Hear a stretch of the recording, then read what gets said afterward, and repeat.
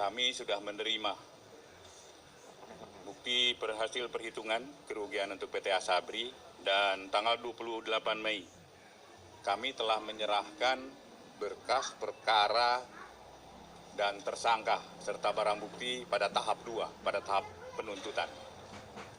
Dan kerugian negara 22,78 triliun.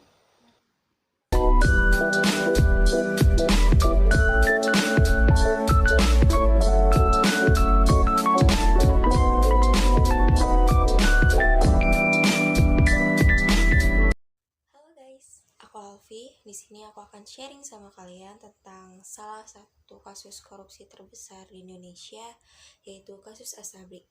Oh ya, jangan lupa subscribe, comment, and like. Let's go! Oke, sebelum kita ngebahas jauh tentang kasus korupsi Asabri ini, lebih baik kita mengenal dulu yuk, apa itu Asabri. Jadi, Asabri ini adalah singkatan dari Asuransi Sosial Angkatan Bersenjata Republik Indonesia, dan Asabri ini merupakan milik dari BUMN yang berbentuk perseroan terbatas. Terus seluruh sahamnya itu dimiliki oleh negara yang diwakili oleh Menteri Negara BUMN selaku pemegang saham. Jadi, korupsi Asabri ini adalah korupsi dengan kecurangan dalam pengelolaan dana investasi Asabri yang berupa kesepakatan pengaturan penempatan dana investasi yang dilakukan secara melanggar hukum pada beberapa pemilik perusahaan atau pemilik saham dalam bentuk saham atau reksadana. Oke, sekarang kita masuk ke tersangka dari kasus korupsi ini. Menurut Korps Adiaksa, itu telah ditetapkan 9 nama sebagai tersangka dari kasus ini, yaitu ada Maijen Purn Adam Rahmat Damiri. Beliau merupakan Direktur Utama PT Asabri periode 2011 sampai 2016. Lalu ada Letjen Purn Sony Wijaya, itu juga sebagai Direktur Utama PT Asabri periode 2016 sampai 2020. Lalu ada Bakhtiar Effendi sebagai Kepala Divisi Keuangan dan Investasi PT Asabri periode 2012 hingga 2015. Lalu ada Heri Setianto yang merupakan Direktur Investasi dan Keuangan PT Asabri periode 2013 sampai 2019.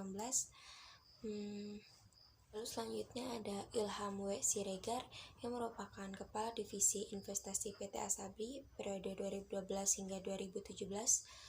Lalu ada Lukman Purnomo Sidi, yaitu Presiden Direktur PT Prima Jaringan dan Direktur Utama PT RK Prima Jakarta Tbk. Lalu ada Heru Hidayat, Presiden PT Trada Alam Minera Tbk. Lalu ada Beni Cokro Saputro atau Bencok sebagai Komisaris PT Hansen International Tbk. Lalu ada Jimmy Sutopo sebagai Direktur PT Jakarta Emiten Investor Relationship. Nah, buat Beni Cokro dan Heru Hidayat itu sebelumnya telah ditetapkan sebagai terdakwa dari kasus Jiwasraya dan mendapatkan hukuman pidana maksimal penjara seumur hidup dan kewajiban mengembalikan kerugian kepada negara. Ada 22 triliun.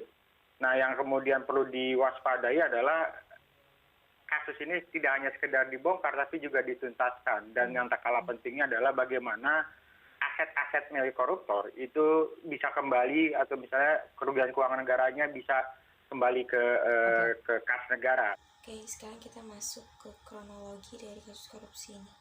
Jadi menurut Kejaksaan Agung, kasus ini tuh kerugian negaranya hingga tembus 3,7 triliun rupiah.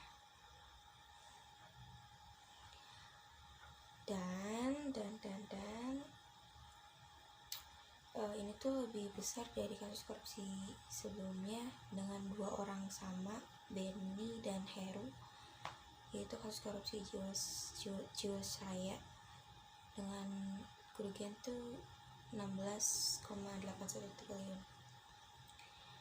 Kemudian kasus korupsi ini tuh dari tahun 2012 hingga 2019.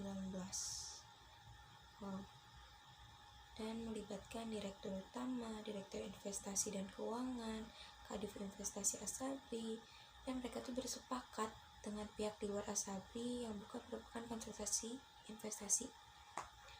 Terus manajer investasinya itu Heru Hidayat, Benri Cokro Saputro, dan Lukman Purnomo Sidi.